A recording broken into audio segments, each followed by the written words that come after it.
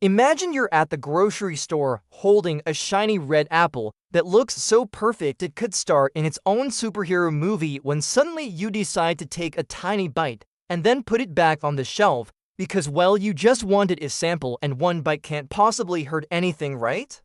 But then your brain whispers a sneaky, powerful question: what if everyone did that? Suddenly, the grocery store turns into a horrifying scene where every apple, banana, pear, and pineapple has a bite taken out of it, and shoppers wander around sadly like detectives searching for fruit that hasn't already been taste tested by 50 strangers.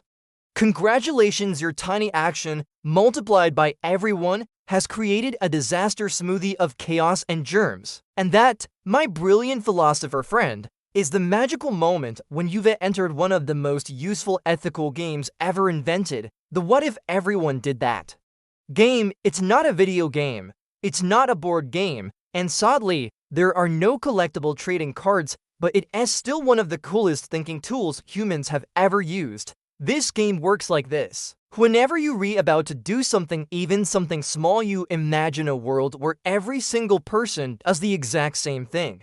If that world turns into a nightmare built from dirty socks, exploding traffic jams, and broken friendships, then maybe, just maybe, your action isn't such a great idea.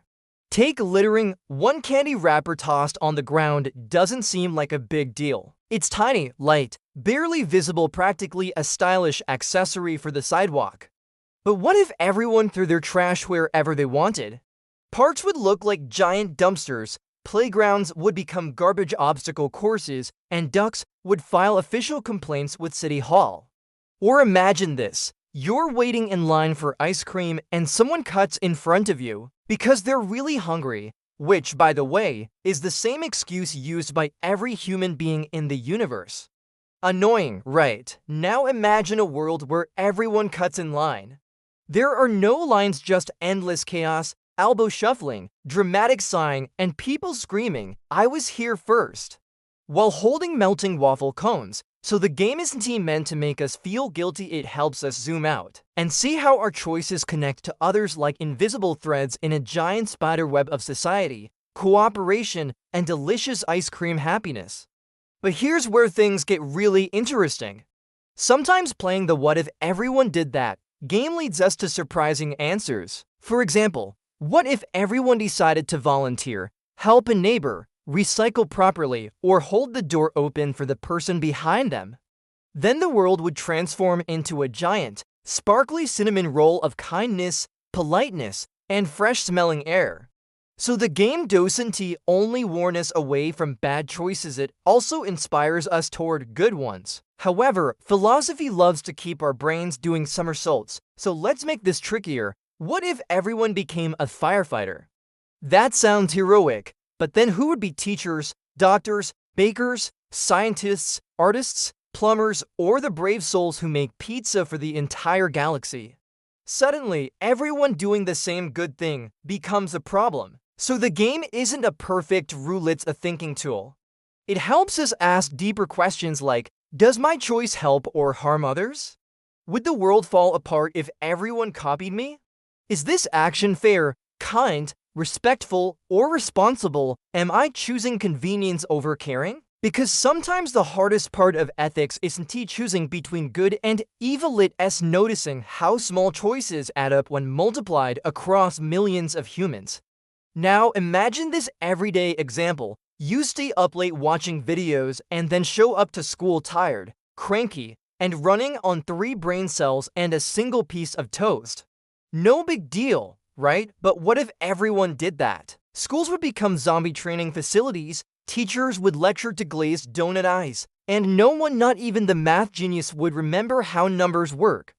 Or think about this: you borrow a friend's pencil and forget to return it, not because you're evil, but because your backpack has a magical ability to swallow objects into another dimension. Harmless, right? But what if everyone forgot to return borrowed things? Sharing would disappear, trust would crumble, and friendships would collapse faster than a poorly built Lego tower.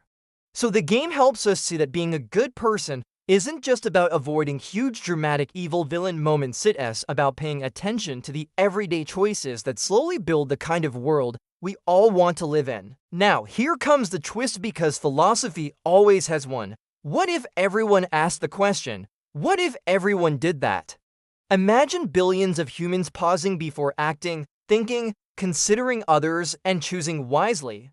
Suddenly, society becomes less like bumper cars and more like synchronized swimming, still complicated, but full of cooperation, awareness, and maybe some sparkly swim caps. So next time you're tempted to toss trash, cut in line, steal someone's French fry, blast loud music at midnight, or dump homework responsibilities onto future you, try playing the game. Picture everyone doing the same thing. Does the world become kinder or messier, better or worse? More peaceful or more like a raccoon-run circus? Because ethics isn't just about what you can get away with. It's about imagining the kind of world you want to help create. And your tiny action today might be one of the bricks that builds it.